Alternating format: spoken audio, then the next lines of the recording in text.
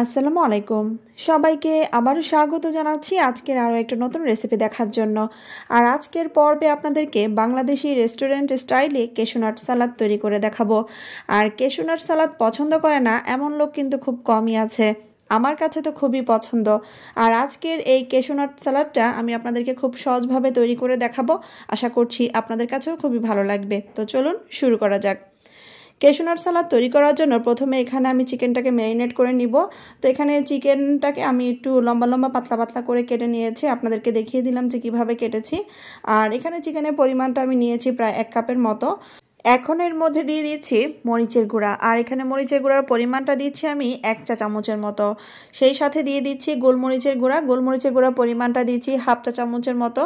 আর সেই সাথে অ্যাড করে দিচ্ছি লবণ, আর লবণটা একটুখানি বুঝে দিবেন, যেহেতু এখানে আমরা সয়া সস অ্যাড করব তাই লবণটা একটু বুঝে দিতে হবে। তো সামান্য একটুখানি লবণ দিয়ে দিলাম, আর সাথে দিয়ে দিচ্ছি এখানে আদা রসুনের পেস্ট 1 চা চামচের মতো।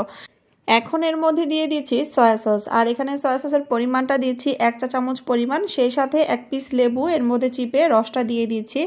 অবশ্যই চেষ্টা করবেন যখন এই চিকেনটাকে ম্যারিনেট করবেন একটুখানি লেবুর রস দেওয়ার জন্য। তো লেবুর রসটা দিয়ে খুব ভালোভাবে আমি চামচের সাহায্যে এটাকে মিশিয়ে নিচ্ছি। মেশানো হয়ে যাওয়ার পর এখন এর মধ্যে একটা ডিম ভেঙে দিয়ে দিচ্ছি।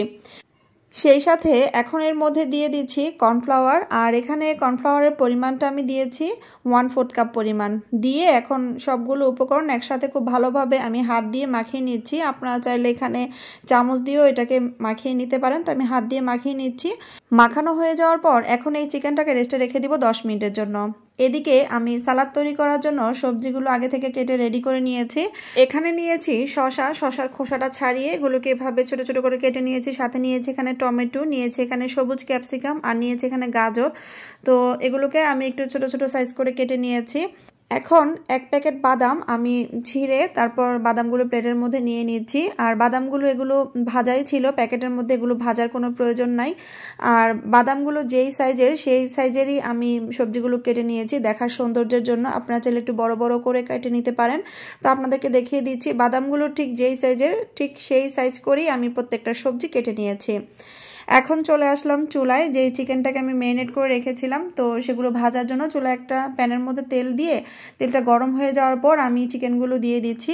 চিকেনগুলো যখন ভাজবেন তখন চিকেনগুলো একবারে প্যানের মধ্যে ঢেলে দিবেন না, এতে করে চিকেন থেকে পানি উঠে যেতে পারে। তো একবারে না দিয়ে একটা করে ছড়িয়ে ছিটিয়ে দিয়ে ভেজে নেবেন, এতে করে পানি ওঠার কোনো চান্স থাকে না। আর যারা বেশি ক্রিস্পি খেতে চান তারা চাইলে ডাবল ফ্রাই করে নিতে পারেন, তার মানে একবার ভেজে নেওয়ার পর দ্বিতীয়বার আবারও ভেজে নিলে এটা অনেকটা ক্রিস্পি হয়, খেতেও ভালো লাগে। তো আমি একবারই ভেজে নিচ্ছি। তো ভাজা হয়ে গিয়েছে, নামিয়ে নিব। নামিয়ে সেই চুলায় আরেকটা প্যান বসিয়ে দিয়েছি, তার মধ্যে দিয়ে দিলাম বাটার। তো আপনারা এখানে বাটারের পরিবর্তে তেল দিয়েও কাজটা করতে পারেন, তো আমি বাটার দিয়ে করছি। বাটারটা গলে যাওয়ার পর এখন এর মধ্যে দিয়ে দিচ্ছি আমি গাজর। তো গাজরটাকে একটুখানি নেড়ে চেড়ে ভেজে নিব। একটু ভাজা হয়ে যাওয়ার পর এখন দিয়ে দিচ্ছি এখানে কাঁচামরিচ কুচি, কাঁচামরিচটা দিয়ে একটুখানি নেড়ে চেড়ে নিচ্ছি। এখন বাদবাকি সবজিগুলো আমি অ্যাড করব। তো এখানে দিয়ে দিচ্ছি ক্যাপসিকাম, সাথে দিয়ে দিব এখানে টমেটো। আর চুলার আঁচটা কিন্তু কোনোভাবেই কমানো যাবে না, এই অবস্থায় কিন্তু চুলার আঁচটা বাড়িয়ে দিতে হবে, কারণ চুলার আঁচটা যদি কমানো থাকে তাহলে কিন্তু সবজি থেকে পানি উঠে যেতে পারে আর সবজিটা বেশি সেদ্ধ হয়ে যেতে পারে, এতে করে কিন্তু সালাডটা খেতে বেশি ভালো লাগবে না। এই পর্যায়ে এর মধ্যে সামান্য একটুখানি লবণ দিয়ে খুব ভালোভাবে নেড়েচেড়ে মিশিয়ে নিয়েছি। দিয়ে দিচ্ছি এখানে গোলমরিচের গুঁড়া, গোলমরিচের গুঁড়াটা দিয়ে আবারও কিছুক্ষণ নেড়েচেড়ে মিশিয়ে নিব। আর লবণটা একটুখানি বুঝে দিবেন, যেহেতু এখানে আমরা সয়া সস অ্যাড করব তাই লবণটা বুঝে দিতে হবে। সবজিগুলো হালকা একটু ভেজে নিয়ে আমি কিন্তু চুলাটা অফ করে দিয়েছি। এখন আমি বাকি উপকরণগুলো অ্যাড করে নিব। তো এখন দিয়ে দিচ্ছি এর মধ্যে আমি ভেজে রাখা চিকেন, সেই সাথে দিয়ে দিলাম এখানে কাজু বাদাম। তো কাজু বাদামের কিন্তু নির্দিষ্ট পরিমাপটা আমি বলছি না, আপনারা আপনাদের পরিমাপ অনুযায়ী বাদামটা অ্যাড করে নেবেন।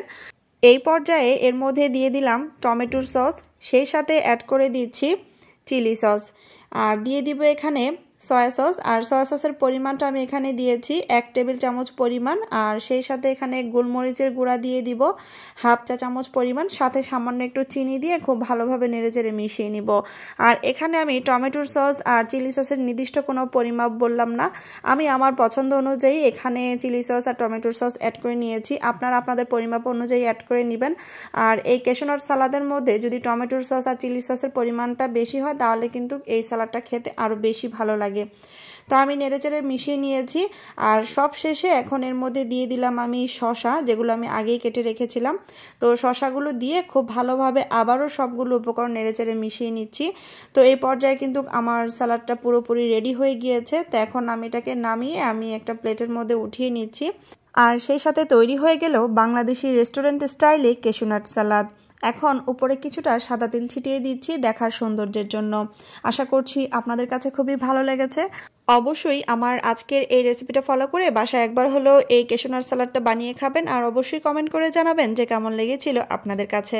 তাহলে আজকের মতো এখানেই বিদায় নিয়ে নিচ্ছি। পরবর্তীতে আবারও হাজির হব নতুন রেসিপি নিয়ে। সে পর্যন্তই সবাই ভালো থাকেন। আল্লাহ হাফেজ।